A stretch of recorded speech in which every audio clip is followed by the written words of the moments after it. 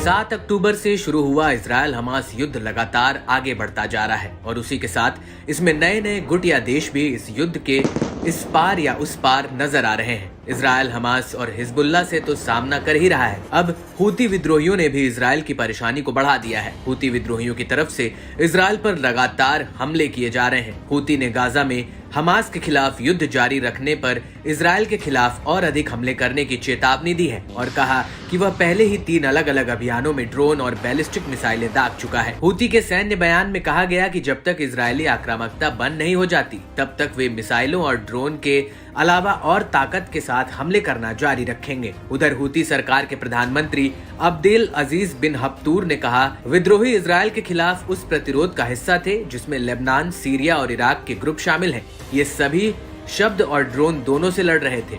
हम दुश्मन को हमारे लोगों को मारने की अनुमति नहीं दे सकते। इजरायल ने शुक्रवार को ड्रोन हमले के लिए हूती विद्रोहियों को दोषी ठहराया था और कहा था कि उसके विमान ने दक्षिणी इजरायल की ओर जाने वाले टारगेट्स को रोका था। आपको बता दें कि हूतियों ने 2014 में यमन की राजधानी सना समेत देश के बड़े हिस्से पर कब्जा कर लिया।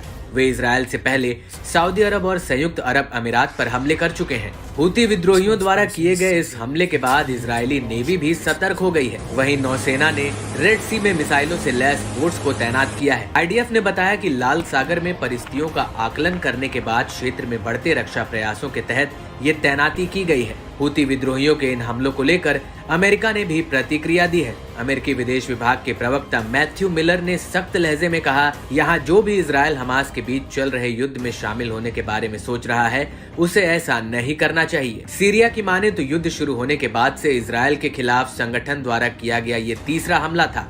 हमास, हिजबुल्लाह और हूती की तिकड़ी इजरायल के सिरदर्द बन गई है और दिलचस्प बात है कि तीनों को ही इजरायल के दुश्मन ईरान का समर्थन मिला हुआ है। अब देखते हैं कि इजरायल इससे निपटने के लिए किस रणनीति का सहारा लेगा।